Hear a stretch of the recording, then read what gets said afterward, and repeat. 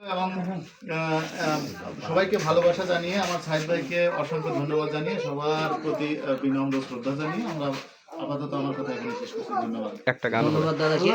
একটা গান খুশি হতাম। আচ্ছা, আমাদের বেশি নাই, কেকটা কাটা লাগবে। এবারে আমাদের দর্শকদের থেকে একটু রিকোয়েস্ট আসছে দাদার কণ্ঠে আরেকটু গান শোনার জন্য। Please দাদা। একটা বিচ্ছেদ গান দাদা।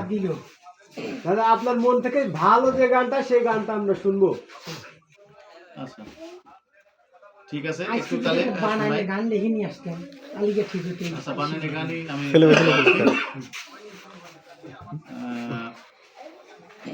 আচ্ছা তুই কি জন্মদিনে কি আর দেব তোমায় উপহার, হিন্দিতে বাংলাতে নাও ভালোবাসা, হিন্দিতে নাও হাতে তালি প্যার। হবে।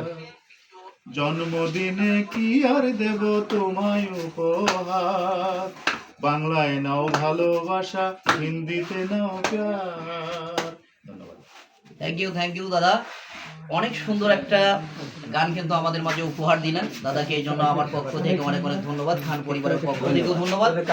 এবারে কিন্তু আপনাদের সামনে কিছু কথা নিয়ে আসছেন আমাদের কবি লেখক সোহেল ভাইকে আমি কিছু কথা বলার জন্য বিশেষভাবে আহ্বান জানাচ্ছি। আবারও চলে আসলাম আপনাদের মাঝে, আমি লেখক সোহেল বিশ্বাস। অসংখ্য অসংখ্য ধন্যবাদ। আজকে জুয়েল ভাই বিশকে সেলিব্রেশন উপলক্ষে আমরা সবাই যুক্ত হয়েছি। সবার পক্ষ থেকে সবাইকে জানাই রাতের শুভেচ্ছা এবং সুন্দর লাইফের শুভেচ্ছা। কত সুন্দর তুমি মনে আছো, তুমি মনে মনে তোমায় ভালোবাসি। অসংখ্য ধন্যবাদ সবাইকে, শুভরাত্রি, আল্লাহ হাফেজ। ধন্যবাদ।